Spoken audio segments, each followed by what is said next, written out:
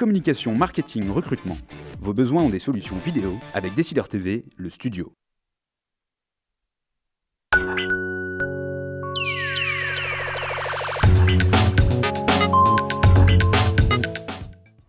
Bonjour et bienvenue à Décideur Politique, l'émission du JDD.fr et de Décideur TV. Nous recevons aujourd'hui Yamina Benguigui. Bonjour Madame la Ministre. Bonjour. Vous êtes déléguée à la francophonie, élue au Conseil de Paris. Avec vous, nous allons bien sûr évoquer le sommet pour la paix et la sécurité en Afrique qui se tient à Paris, ainsi que les élections municipales où vous serez candidate aux côtés d'Anne Hidalgo. Et puis comme chaque semaine avec Caroline Vigoureux. Bonjour. Bonjour. Elle a scruté le web pour savoir ce qu'on dit de vous sur les réseaux sociaux.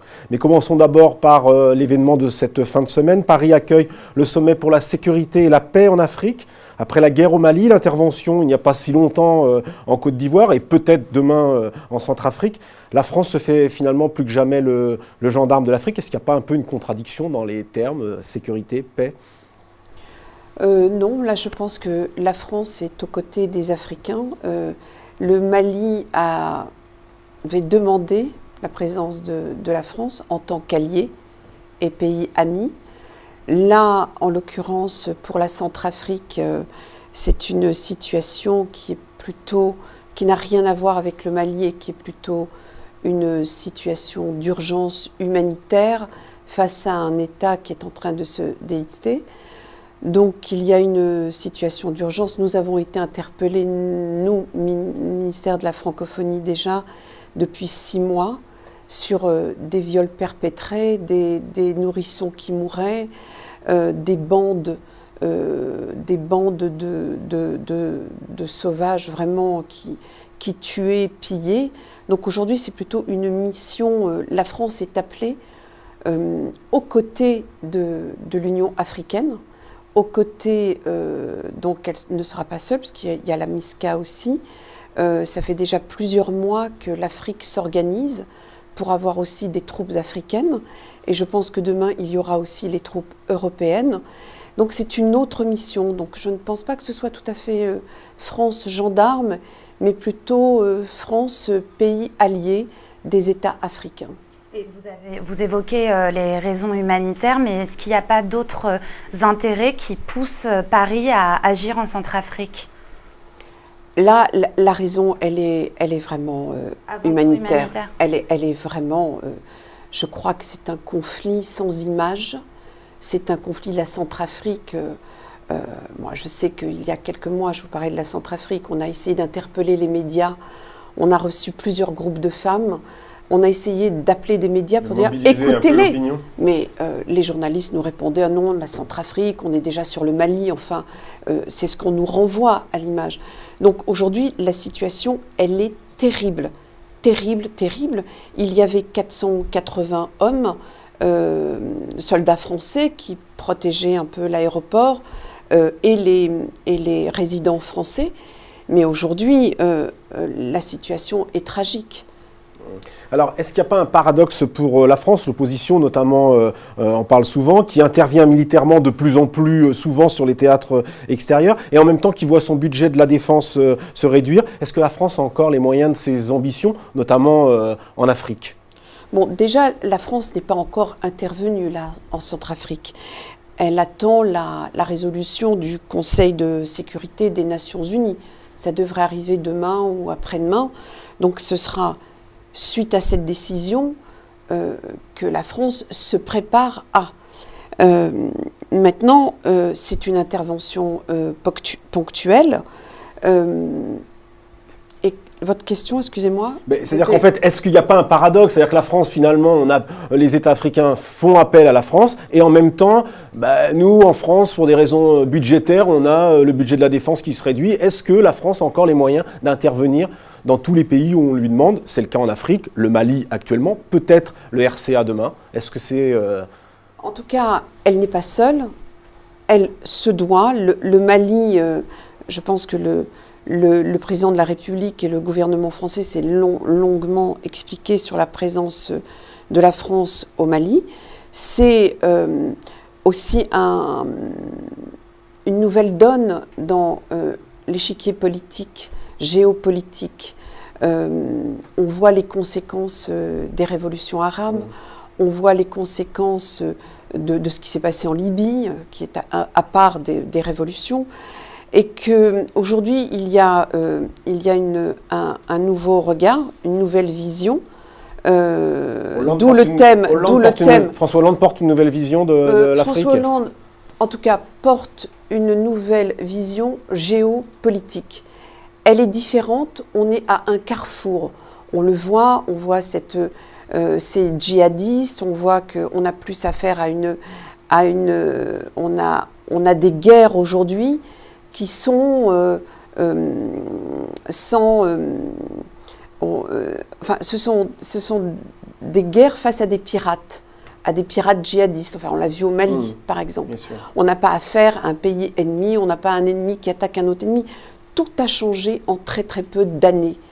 Et là, je pense que le président Hollande a su très très rapidement, parce qu'il n'était pas suivi, hein, rappelez-vous ce qui s'est passé pour le Mali. Pour le Mali, oui. Et aujourd'hui, je crois qu'aucun État africain ou aucun pays européen pourrait reprocher la décision du président Hollande. Maintenant, le président Hollande n'est pas seul, il y a l'Europe derrière et il y a l'Afrique. Les États africains se sont organisés. La MISCA, c'est tant de Burundais, ce sont des Tchadiens, ce sont des Camerounais, il y a des Togolais. Donc aujourd'hui, bien au contraire, on est en train d'assister, c'est assez nouveau, c'est l'Afrique aux côtés de l'Europe, et plus particulièrement aux côtés de la France. Alors venons-en au municipal. Vous serez candidate aux côtés d'Anne Hidalgo, plus précisément dans le 10e arrondissement, sur la liste conduite par Rémi Féraud. Alors pourquoi ce changement d'arrondissement d'abord? Parce que vous êtes sortante, vous étiez élue dans le 20e. Certains parlent même d'un parachutage, même si effectivement changer d'arrondissement. Mais en tous les cas, votre candidature... En plus, changer d'arrondissement, 20e et 10e, c'est... Nous avons toujours Belleville en fleuve virtuel. Non, d'abord, Paris n'a pas de frontières internes. Paris, c'est Paris. Je n'ai pas... c'est comique de parler de parachutage. Enfin, ce sont des mots... je suis toujours à Paris. Je suis à Paris depuis 2001. J'étais déjà engagée aux côtés de Bertrand Delanoë sur des questions qui sont des questions d'enracinement. Moi, comme vous le savez, je suis une cinéaste. Je suis une cinéaste engagée. Je n'ai jamais caché l'importance de l'engagement que j'ai beaucoup appris aux côtés de Daniel Mitterrand pendant 10 ans. Ensuite, j'ai trouvé mon outil, qui était le cinéma, pour dire. Et c'est vrai qu'avec la politique, on peut agir. Et dès 2001, j'ai entrepris le maire Bertrand Delanoë sur les questions, par exemple, de la mort. Les questions de est-ce qu'on peut avoir des cimetières pour pouvoir enterrer la génération qui est en train de partir. Des questions toutes simples. Le 20e, le 10e, je continue. C'est avec les mêmes composantes. Ce sont aussi des Français, des Parisiennes, des Parisiens issus de l'immigration. Et je ne pense pas... voilà. Caroline. Dans les sondages, Anne Hidalgo fait la course en tête. Qu'est-ce qui, selon vous, pourrait faire perdre la gauche à Paris ? Elle ne perdra pas. Vous en êtes sûre ? Oui. Elle ne perdra pas parce que Paris a une identité, Paris est c'est un territoire de confiance. On est, vous savez, on ne naît pas parisien, on le devient. Mais pas forcément de gauche. Non, mais Paris, on a vu la politique de la droite à Paris. On en a encore des échos partout. Je crois que c'est un territoire ancré à gauche, évidemment, qu'il y a aussi des arrondissements à droite qui cohabitent assez bien. Et je pense que la figure de proue qui est Anne Hidalgo, que j'ai vue au quotidien, pendant 5 ans. C'est encore une fois une femme qui a Paris chevillé au cœur. Et vous parliez des femmes, vous parliez d'Anne Hidalgo. Pour l'instant, c'est Nathalie Kosciusko-Morizet, hein, pour l'instant, et même jusqu'au printemps prochain, la candidate de la droite. Elle a du mal à percer actuellement, on sent qu'elle est dans une mauvaise passe. Est-ce que Rachida Dati aurait été, selon vous, une meilleure candidate ? Je ne peux pas répondre à cette question parce que je sais ça. C'est quand même la candidate, on a compris. Mais Rachida se serait bien battue. Je pense que Rachida a des qualités pour mener un combat. Et plus que NKM, selon vous ? Je ne dirais pas ça. NKM a d'autres arguments. Elle l'a dit elle-même, elle est une tueuse. Alors. Donc on est entre chasseurs. Oui, elle l'a dit. Elle l'a dit. Moi, je ne vais pas... Interview à la presse anglo-saxonne. Alors, juste pour terminer, avant de donner la parole à Caroline, il y a une banalisation, il y a un débat sur la banalisation de la parole raciste, hein, sur la montée dont on dit qu'elle serait à nouveau à la hausse. Ça intervient tout ça au moment de la marche des beurs, c'était il y a 30 ans. Est-ce que vous ne trouvez pas que le gouvernement était un peu discret sur la commémoration de cet événement, 83 ? Est-ce qu'on en a fait assez, pas assez ? Écoutez, déjà, cette marche, elle appartient à la société civile. Et il faut rappeler les conditions dans les années 80, enfin, dès les années 60, au lendemain de la décolonisation, et plus particulièrement de l'Algérie, on a un racisme qui est très présent en France. C'est dû à l'histoire. Le retour d'1 million de pieds noirs, etc. Le racisme a toujours été présent pour toutes les histoires que nous venons d'évoquer, mais il était invisible, pernicieux, jusqu'au moment de la marche des beurs, quand il y a eu cette volonté de ces jeunes de marcher, de dire plus d'égalité, plus de racisme. Ça s'est passé au moment où on a perdu Dreux. C'est quand même, c'est au moment de la désindustrialisation. Ouais. On remet aussi le chômage sur l'autre, l'étranger. On est dans une mutation de la société et l'on voit comme aujourd'hui, à un moment donné, où le racisme était présent, mais encore une fois invisible. La marche, qui est une marche pacifique, va nous donner beaucoup d'espoir à nous. Vous me posez la question à ce moment-là. Effectivement, pour nous... Alors, on avance, Madame Benguigui. Caroline, qu'est-ce qu'on dit de Madame la ministre ? Alors, sur la toile, sur Facebook comme sur Twitter, votre look, votre image est très commentée. Vous êtes un peu à part dans le monde politique. Est-ce que vous le ressentez comme tel ? D'accord. Alors moi, je vais juste vous répondre à vous. Je répète, votre look, votre image, vous n'avez pas l'image classique de la politique. Alors, on était en train de parler de quoi juste avant ? Excusez-moi. La marche. Je suis désolée. Oui. Juste ce que vous êtes en train de me dire là, c'est que normalement, avec mon histoire, je n'ai rien à faire, ni... Non, je ne parle pas du tout de non, votre c'est pas histoire, vous, c'est pas vous que j'ai... Non, mais je m'adresse à vous, vous m'adressez. Mais... Je vous dis que ça répond, cette question-là, elle est insupportable. Elle va au-delà de mon look, de ce que ça dit quoi ? J'ai les cheveux frisés ? Que je fais 1m75, je devrais en faire 1m10, que je suis, d'origine arabe. Vous n'avez pas forcément le profil classique d'une ministre. Qu'est-ce que ça veut dire, le profil classique d'une ministre ? Une grande, une blonde, une petite ?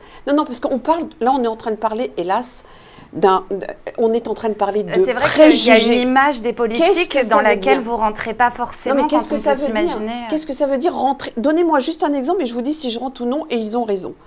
Je suis très contente d'avoir cette question. Est-ce que vous souhaitez, à l'avenir, justement... La question, elle est quoi ? Elle est sur le physique, elle est sur l'origine, elle est sur quoi ? Elle est sur mon prénom, elle est sur mon nom, elle est sur quoi ? Elle n'est pas sur mon engagement, elle n'est pas sur mon travail. Non, je veux dire, j'ai prouvé, et je suis issue, je ne suis pas encartée, je suis de la société civile et je suis depuis 5 ans... Dans ce sens-là, vous n'avez pas un profil classique, vous n'êtes ni encarté, vous êtes de la société civile. On a le droit d'être... La société civile a toujours été présente. Est-ce que vous souhaitez, Madame la ministre, qu'à l'avenir... Non, mais vous parlez de look. Mais parce que c'est un tout, Qu'est-ce c'est que ça veut l'image dire? que vous dégagez. Qu'est-ce que ça veut dire? Allez-y. Est-ce que vous souhaitez qu'à l'avenir, il y ait beaucoup plus de ministres, justement, qui soient sur ce profil, issus de la diversité, issus justement d'un monde différent de ceux qui viennent de l'ENA? Je suis très contente de votre question et de toute façon, vous rapportez. Est-ce que vous souhaitez qu'à l'avenir, il y ait beaucoup plus de ministres comme vous, justement, qui représentent une autre frange de la société? Écoutez, ou est-ce que vous pensez que la politique, finalement, s'est réservée un peu au petit monde des énarques, des gens qui ont eu des parcours universitaires plus, on va dire, plus classiques ou qui sont représentatifs de cette partie-là de la France? Finalement, c'est un peu ça aujourd'hui, la question qui vous est posée à travers, qui avait été aussi posée dans le gouvernement précédent pour d'autres personnalités. Alors là, nous le savons, nous n'utilisons pas tous ces mots, on ne va pas parler d'apartheid, d'invisible, etc. Non, parce qu'on estime qu'on est dans une république, etc. La réalité de cette république, c'est que le plafond de verre, il est toujours très présent. Il a été très présent. Il a fallu 2 lois pour les femmes, mais pour toutes les Français issus de la composante immigrée, enfin la composante française issue de l'immigration, n'a pas sa place, Alors nous ne voulons pas, parce que nous faisons partie d'une génération, nous devons montrer l'exemple. Moi, je sais que chaque mot que je dis, je le dis aussi, pas seulement pour mon gouvernement, mais j'ai une responsabilité vis-à-vis au-delà de votre propre personne. C'est comme ça. Il faut savoir que j'ai été la première réalisatrice, c'est quand même incroyable, d'origine maghrébine. Je me dis, c'est pas possible dans notre histoire qu'on n'avance pas. Et moi, je les ai entendues, les critiques. Les critiques, elles ont été très violentes par rapport à une appartenance.